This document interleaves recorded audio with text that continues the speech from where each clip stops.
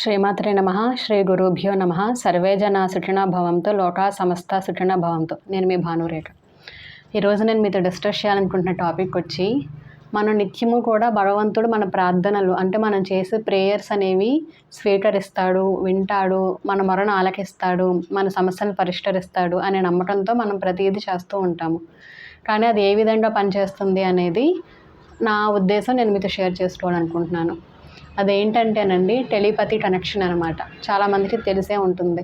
మనం ఎలాగైతే ఎక్కడో ఉన్న ఏదో ఊరిలో ఉన్న ఒక వ్యక్తితో అంటే ఒక పర్సన్ తోటి మనం ఇక్కడ ఫోన్ చేస్తూ మనం ఏ విధంగా అయితే మాట్లాడుతున్నామో, ఏ విధంగా అయితే కనెక్ట్ అవుతున్నామో, అదే విధంగా భగవంతుడితో కూడా మనం కనెక్ట్ అవుతాము. అది ఎలాగా అనేది నేను క్లియర్గా చెప్పాలనుకుంటున్నానండి. నేను చదువుకునేటప్పుడు ఒక సీరియల్ చూశానన్నమాట. దాంట్లో శివుడు, పార్వతి విడివిడిగా అంటే వేరు వేరు ప్లేసెస్లో ఉండాల్సిన పరిస్థితి వస్తుంది. శివుడు ఎక్కడికో వెళ్తారనమాట, ఈశ్వరుడు. అప్పుడు పార్వతీమాత హిమాలయ పర్వతాల మీదే ఉంటారు. ఆవిడ ఏ పని స్టార్ట్ చేసినా సరే శివుడిని అడిగి అంగీకారం తీసుకున్న తర్వాత కొత్తగా స్టార్ట్ చేసేటప్పుడు ఆ పని చేస్తూ ఉంటారు. అడిగి తీసుకుని అంగీకారం వచ్చిన తర్వాతే ఆవిడ ఆ పనిని చేయడం చేస్తూ ఉంటారు. కానీ అప్పుడు శివుడు దూరంగా ఉంటారనమాట. అప్పుడు ఆవిడ ఏం చేస్తుంది అంటే, ఆ పని స్టార్ట్ చేయడానికి ముందు మనసులో ఆవిడ మాట్లాడుతూ ఉంటుందన్నమాట. ఆవిడ మనసులో అడుగుతుంది పర్మిషన్ని, నేను ఇలా చెయ్యాలనుకుంటున్నాను, ఇది నా ఉద్దేశం, చెయ్యాలా వద్దా అని చెప్పి. అడిగినప్పుడు ఎక్కడో ఉన్న శివుడికి ఆ మాటలు చేరుతాయి. శివుడు అక్కడి నుంచి సమాధానం చెప్తాడు మనసులోనే. పెదాలు విప్పరండి, పెదాలు విప్పి మాట్లాడరు. ఆయన సమాధానం చెప్తారు ఈశ్వరుడు. చెప్పినప్పుడు పార్వతీమాత అంగీకారం తీసుకున్న తర్వాత ఆ పనిని నమ్మకంతో చేస్తుందన్నమాట. నాకు అది చాలా బాగా గుర్తుండిపోయిందండి మైండ్లో. ఎందుకు అంటే, నేను మీకు ఒక వీడియో చేశాను సున్నితత్వం మీద. సున్నితత్వం అంటే ఇదేనండి, మనకు తెలియకుండానే కొన్నింటిని మనం చాలా ఈజీగా అబ్జర్వ్ చేసేసుకుంటాము. అవి మన మైండ్లో స్టోర్ అయిపోతాయి అన్నమాట. అవి పాజిటివ్వి అవ్వచ్చు, నెగిటివ్వి అవ్వచ్చు. అందరికీ ఇలాగా రిసీవ్ చేసుకునే అంటే అబ్జర్వ్ చేసుకునే గుణం అనేది ఉంటుంది. కొంతమందికి అధికంగా ఉంటుంది, కొంతమందికి తక్కువగా ఉంటుంది అని చెప్పి అనుకున్నాం. అలాగా నాకు ఇది మైండ్లో స్టోర్ అయిపోయిందండి. చాలా రోజుల పాటు నాకు అప్పుడు అంత నాలెడ్జ్ లేదనమాట దాని గురించి. ఏంటిది వాళ్ళు పెదాలు విప్పి అంటే, నేను ఒక మనుషులు ఎలా ఆలోచిస్తారో ఆ విధంగానే నేను ఆలోచిస్తున్నా. వాళ్ళు ఎలాగా ఇక్కడెక్కడో మాట్లాడితే అక్కడ ఎలా చేరింది, అక్కడెక్కడో మాట్లాడితే ఇక్కడ ఎలా చేరింది అని చెప్పి నాకు అప్పుడు చాలా డౌట్లు ఉండేవన్నమాట. కానీ నేను అప్పుడు ఎవరిని అడగలేదు. కానీ నాకు అది ఒక ముద్రలాగా నా మైండ్లో స్టోర్ అయిపోయింది. కానీ నాకు స్పిరిచువాలిటీతో కనెక్ట్ అయిన తర్వాత నా మనసుకి దానికి పరిష్కారం అంటే సమాధానం అనేది నాకు తెలిసిందండి. అందుకని నేను మీతో కూడా అంటే ఈ పరిష్కారం, సమాధానం తెలుసుకోవడం వలన మనం మరింత బాగా చేయగలుగుతాము. ఏంటి అంటే భగవంతుడితో అనుబంధం పెంచుకోవడం అనేది. అందుకనే నేను మీతో అందరితోనూ షేర్ చేసుకుంటున్నానండి. మనం ఏది చేసినా సరే నమ్ముతాం కదండి. భగవంతుడా నా సమస్య ఇది, లేదు అంటే నన్ను ఇలా చల్లగా చూడు, నన్ను ఇలా రక్షించు, ఇలా మనం రకరకాలుగా ప్రార్థన చేస్తూ ఉంటాము. చేస్తూ ఉన్నప్పుడు ఖచ్చితంగా ఒకేసారి మనం స్టార్ట్ చేసిన వెంటనే ఏం చేరిపోవండి. ఎందుకు అంటే, మనం ఎన్నో జన్మల నుంచి మన ఆత్మ అనేది జన్మలు తీసుకుంటూనే ఉంది. ఎప్పుడూ భగవంతుడితో అనుబంధం అనేది ఉంటుంది. కానీ మనం ఈ శరీరం లోపల మన లోపల ఉన్న ఆత్మని మనం దాన్ని ఇంకా గుర్తించలేదు. అంటే భగవంతుడు, నేను నా లోపల ఉన్నది కూడా భగవంతుడే అని చెప్పి మనం ఇంకా దాన్ని రియలైజ్ అవ్వలేదు. కాబట్టి మనం ఎప్పుడు చూసినా భగవంతుడు అంటే ఒక ఫోటో రూపంలోనో, ఒక విగ్రహం రూపంలోనో, లేదు అంటే భగవంతుడు అనగానే ఆకాశంలోకి చూస్తూ ఉంటామని, అంటే దేవుడు అక్కడే ఉన్నాడు అన్నట్టుగా అంటే ఎక్కువగా. సో మనం మన చుట్టూ ఉన్న మనుషుల్లో, మనలోనూ, మన ప్రకృతిలోనూ అంతటా ఉన్నాడు అని చెప్పి మనం వింటూ ఉన్నా సరే, భావనకు వచ్చేటప్పటికి అంటే ఆచరించేటప్పటికి మాత్రం కొంచెం తక్కువగానే మనం వాటిని ఇంప్లిమెంట్ చేస్తూ ఉంటాము. అయితే మనం ఎప్పుడైనా సరే రోజు ప్రే చేసినప్పుడు కొన్నిసార్లు వెంటనే చేరవండి. నెమ్మదిగా మానకుండా మనం ఏ పనైనా స్టార్ట్ చేసినప్పుడు రోజు మానకుండా చేస్తే దాంట్లో మనకి ఏకాగ్రత పెరుగుతుంది, దాని మీద పూర్తి అవగాహన ఉంటుంది అని చెప్పి మనకు తెలుసు కదండి. ఏ పని స్టార్ట్ చేసినా సరే కంటిన్యూస్గా చేయాలి, బ్రేక్ ఇవ్వకూడదు అని. అదేవిధంగా భగవంతుని మనం ప్రార్థించేటప్పుడు కూడా రోజు కనెక్షన్ పెట్టుకోవాలి. అంటే రోజు పూజ చేయడం కానీ, లేదు అంటే భగవంతుడికి ఇష్టమైన పనులు ఏదో ఒకటి, మంచి పనులు చేయడము, ఒకరికి సహాయం చేయడము, లేదు అంటే ఒకరికి అన్నదానం చేయడము, లేదు అంటే మనం స్తోత్రాలు కానీ, జపాలు కానీ ఏదో ఒకటి భగవంతుడికి ఇష్టమైనవి అంటూ మనకు కొన్ని ఉన్నాయి కదండి. వాటిలో మనం ఏదో ఒక మార్గాన్ని ఎంచుకొని ఆ పని చేస్తూ ఉండడం వలన నిత్యము మానకుండా ఏదైనా ఒక రోజు మనకు కుదరనప్పుడు కనీసం భగవంతుడిని స్మరించుకుని అయినా మనం ఆపకుండా ఉండలేం కదండి. ఏదో ఒక విధంగా ప్రతిరోజు మనం ఆయనతో కనెక్షన్ పెట్టుకోవడం వలన ఖచ్చితంగా మనకి ఆ భగవంతుడి యొక్క తత్వానికి కనెక్షన్ అనేది ఫామ్ అవుతుంది. మనం ఎప్పుడు భగవంతుడు ఆ ఫోటో రూపంలోనే ఉన్నాడని భావిస్తూ ఉన్నామనుకోండి, మనకి ఆ ఫోటో రూపంలో ఉన్న భగవంతుడికి మధ్య కనెక్షన్ ఫామ్ అవుతుంది. లేదు అంటే ఎక్కువ ఆ గుడికి వెళ్తేనే నాకు బాగా జరుగుతుంది, ఆ గుడికి వెళ్ళి నేను ఏది మొక్కుకున్నా సరే నాకు బాగా జరుగుతుంది అంటే మీరిక్కడ ఆ గుడిలో ఉన్న దేవుడితో అనుబంధం ఎక్కువ పెంచుకున్నారు. కాబట్టి మీరు ఆ గుడికెళ్ళి అక్కడ ప్రార్థించినప్పుడు అక్కడ వెంటనే జరుగుతుంది. ఈ విధంగా మనం బలంగా ఏదైతే నమ్ముతూ ఉంటామో అవి జరుగుతూ ఉంటాయి. అంటే ఇక్కడ దేని మీద ఆధారపడి ఉందండి? నమ్మకం మీద ఆధారపడి ఉంది. మనం ఎంత బాగా నమ్ముతున్నాము, ఏ విధంగా నమ్ముతున్నాము అన్న దాన్ని బట్టి మనం భగవంతుడితో ఎలా కనెక్షన్ పెంచుకుంటున్నాము అన్నది ఆధారపడి ఉంటుంది. అయితే ఇంతకుముందు నేను ఒక వీడియో చేశానండి. భగవంతుడితో ఎలా అనుబంధం పెంచుకోవాలి అని చెప్పి. దాంట్లో ఒకటి చెప్పాను నేను.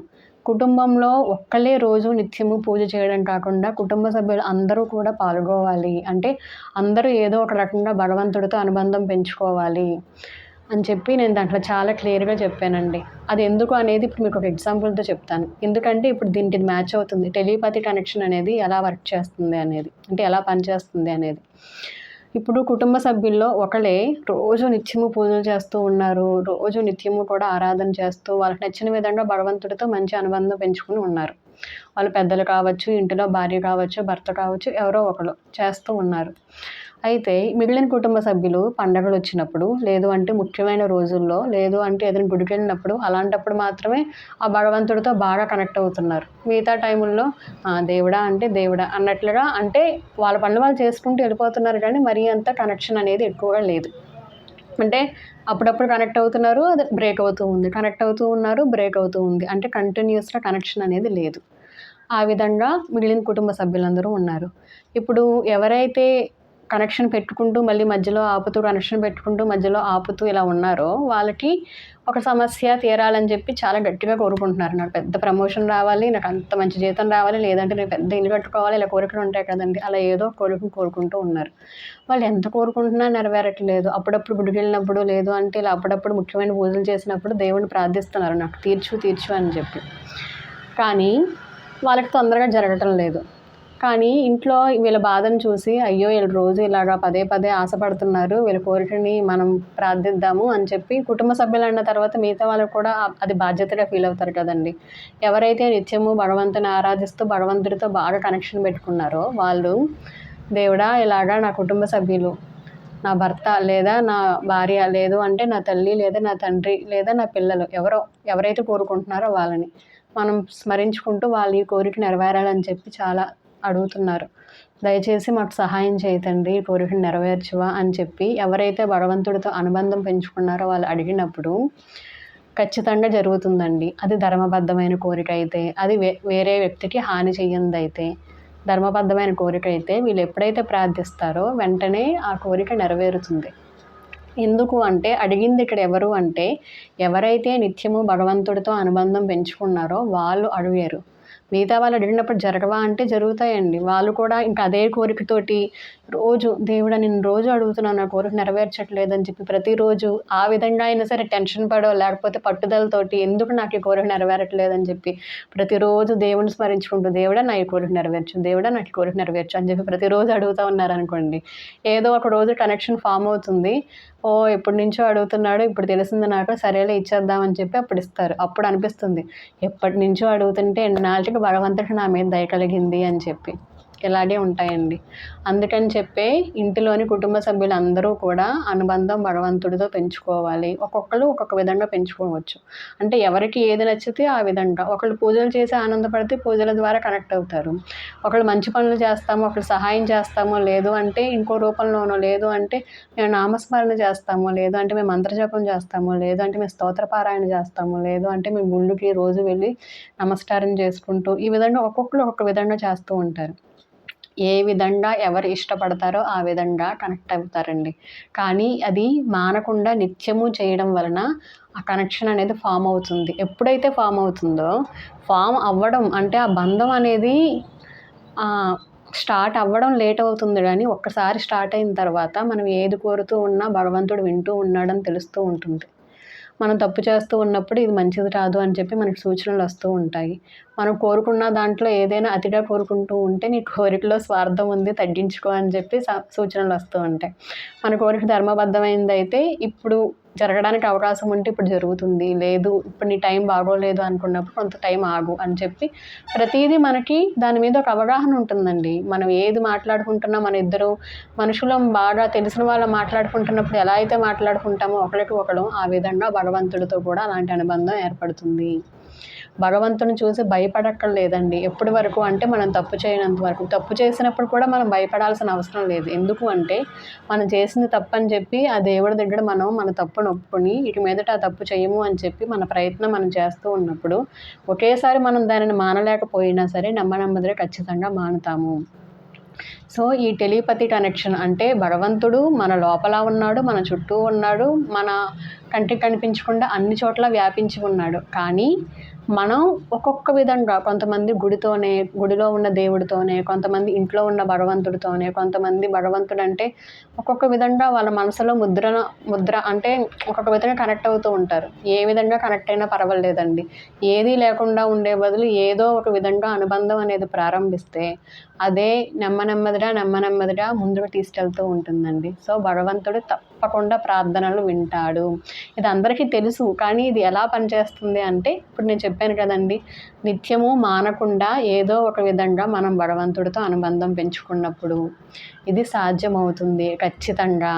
ఇంట్లోని కుటుంబ సభ్యులు అందరూ వృద్ధిలోకి రావాలి అంటే కుటుంబ సభ్యులు అందరూ కూడా ఏదో ఒక విధంగా ప్రార్థించాలి. మేము ఎవ్వరం ప్రార్థించము, ఎవరైతే మెయిన్ పర్సన్ ఉన్నారో వాళ్ళే మా తరపున అందరి తరపున పూజలు చేస్తారు, వాళ్ళు ఒక్కరు ప్రార్థిస్తే సరిపోతుంది కదా అనుకుంటే ఒకసారి వాళ్ళు ప్రార్థిస్తారండి, వాళ్ళ కోరిక నెరవేరుస్తారు. ప్రతిసారి అలా చేస్తూ ఉంటే కొంతవరకు పర్వాలేదు. కానీ ఒక టైం వచ్చిన తర్వాత భగవంతుడికి కూడా అనిపిస్తుంది, అయ్యో వీళ్ళ గురించి నిత్యము నాతో కనెక్షన్ పెట్టుకుని నన్ను ప్రార్థిస్తుంది వీళ్ళ గురించి వీళ్ళు అడగకుండా వీళ్ళ కుటుంబ సభ్యుల గురించి, వీళ్ళ స్నేహితుల గురించి, వీళ్ళ బంధువుల గురించి, అందరి గురించి అడుగుతున్నారు కానీ వీళ్ళ గురించి అయ్యో ఎవరు పట్టించుకోవట్లేదే అని చెప్పి బాధపడి భగవంతుడు నీ గురించి కూడా నువ్వు అడుగు అని చెప్పి తెలిసేలాగా వాళ్ళకి చేస్తూ ఉంటారు. అంటే ఇక్కడ ఒక మనిషి మీదే మనం మొత్తం అంతా భారాన్ని పెట్టకూడదు. ఇప్పుడు మేము ఎవ్వరం చేయము, వాళ్ళు ఒక్కడే మా అందరి తరపున చేస్తారు అని మీరు ఎవరైతే అనుకుంటారో అప్పుడు ఆ వ్యక్తికి మీరు అన్ని రకాలుగా సహాయం చేస్తూ ఉండాలి. అంటే ఆ వ్యక్తికి నచ్చినవి, ఆ వ్యక్తిని కూడా ఒక మనిషిలాగా ట్రీట్ చేస్తూ, వాళ్ళకి సమకూర్చవలసినవన్నీ సమకూరుస్తూ, వాళ్ళకి ఇవ్వవలసిన గౌరవం ఇస్తూ అవన్నీ చేస్తూ ఉన్నప్పుడు భగవంతుడు మీరెవరూ ప్రార్థించకపోయినా సరే వాళ్ళు ఒక్కడే ప్రార్థించినా సరే నెరవేరుస్తారు. ఎందుకు అంటే మీరు భగవంతుడిని ఆరాధించకపోయినా ఎవరైతే భగవంతుడితో అనుబంధం పెంచుకున్నారో వాళ్ళని గౌరవిస్తున్నారు, వాళ్ళకి కావాల్సినవన్నీ సమకూరుస్తున్నారు, వాళ్ళకి మంచిగా చూసుకుంటున్నారు. కాబట్టి అది కూడా భగవంతుడికి నచ్చుతుంది. ఒక్కటే కాదండి, ఎన్నో మార్గాలు ఉంటాయి అనుకున్నాం కదా, ఇది కూడా. కాబట్టి ఎవరు ఏ మార్గంలో భగవంతుడితో అనుబంధం పెంచుకున్నా సరే దానిని ఆపకుండా కంటిన్యూ చేస్తూ ఉండండి. ఇంకా దానిని ముందుకు తీసుకెళ్తూ ఉండండి. ఇదే నేను మీకు మనస్ఫూర్తిగా చెప్పాలనుకుంది. థ్యాంక్ యూ సో మచ్ అండి. గ్రాటిట్యూడ్.